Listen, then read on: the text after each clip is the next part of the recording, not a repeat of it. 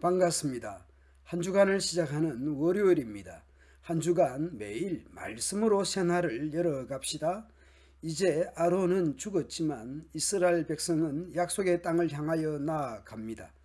그러나 그 와중에도 크고 작은 위기와 어려움은 찾아옵니다.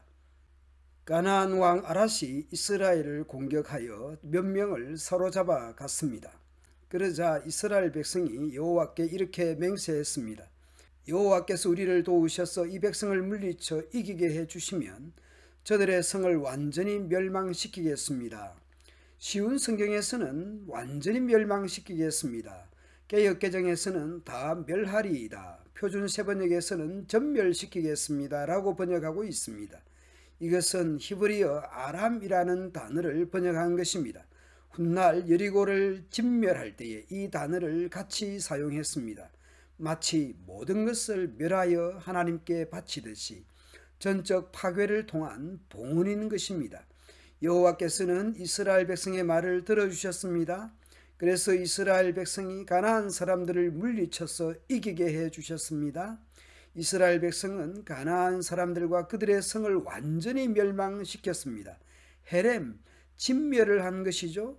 그래서 그곳의 이름이 호르마가 되었습니다.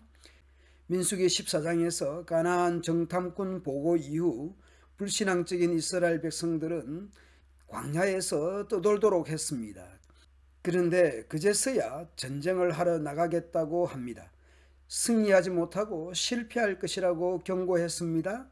여호와께서 너희 중에 계시지 아니하니 올라가지 말라. 너희의 대적 앞에서 패할까 하노라. 아말렉인과 가나안인이 너희 앞에 있으니 너희가 그 칼에 망하리라.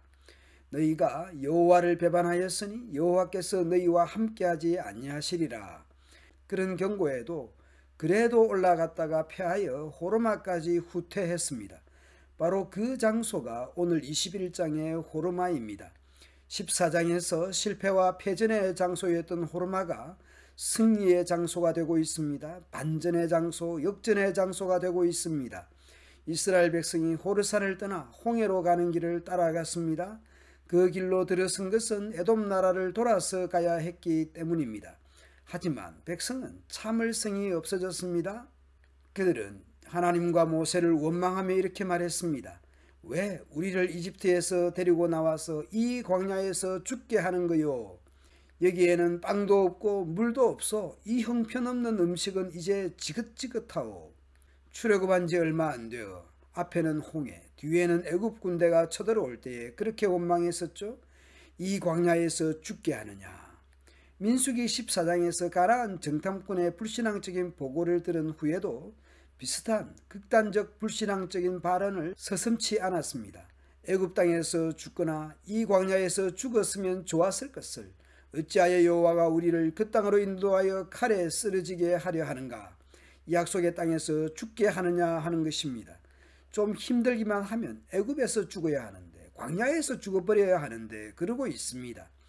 오늘 본문 21장에 와서도 또 원망하면서 이 광야에서 죽게 하는가 하고 원망합니다. 먼 길을 좀 돌아간다고 죽일 작정이냐고 덤비고 있습니다. 그러자 여호와께서 백성에게 독사를 보내셨습니다. 독사가 백성들을 물어 많은 사람이 죽어갔습니다. 그러자 백성들이 모세에게 와서 말합니다. 우리가 당신과 여호와를 원망함으로 죄를 지었습니다. 여호와께 기도드려서 이 뱀들을 없애주십시오. 그래서 모세는 백성을 위해 기도했습니다. 여호와께서 모세에게 말했습니다. 구리뱀, 놋뱀을 만들어서 장대에 매달아라. 뱀에 물린 사람은 그것을 쳐다보면 살 것이다. 그리하여 모세는 구리뱀을, 놋뱀을 만들어 장대에 매달았습니다. 뱀에 물린 사람은 누구든지 그것을 쳐다보면 살아났습니다. 예수님이 바로 오늘 본문의 놋뱀처럼 예수님을 믿는 자마다 영생을 얻게 됩니다. 요한복음 3장에서 그렇게 말씀합니다. 광야에서 죽을 수밖에 없었던 사람들이 놋뱀을 바라본 자들마다 살아난 것처럼 멸망할 수밖에 없고 심판받을 수밖에 없던 인생이 십자가의 예수님을 믿는 자마다 영생을 얻고 구원을 받게 됩니다. 이후 광야의 여행을 간략하게 기록하고 있습니다. 어디를 떠나 어디에 진을 쳤다는 것이 반복됩니다. 결과적으로 요단강 건너 약속의 땅 가나안이 보이는 비스가산 꼭대기에 이르게 됩니다. 민수기 33장에 가서 보면 이스라엘의 노정을 정리 기록하고 있습니다. 6월절 다음 날 큰 권능으로 출애굽하여 모압 평지에 진을 쳤다고 말씀합니다. 신명기 2장에서는 그 여정이 38년 걸렸다고 소개합니다. 가데스 바네아에서 떠나 세렛 시내를 건너기까지 곧 모압 평지에 이르기까지 38년 동안이라 말씀합니다. 이스라엘 백성들의 실패와 원망과 불신앙으로 하나님의 약속이 위협을 받는 듯이 보였습니다. 그러나 하나님의 은혜와 열심이 드디어 모압 평지에까지 오게 됩니다. 사람은 실패하지만 하나님은 약속을 이루어 가십니다. 사람은 연약하지만 하나님은 성실하십니다.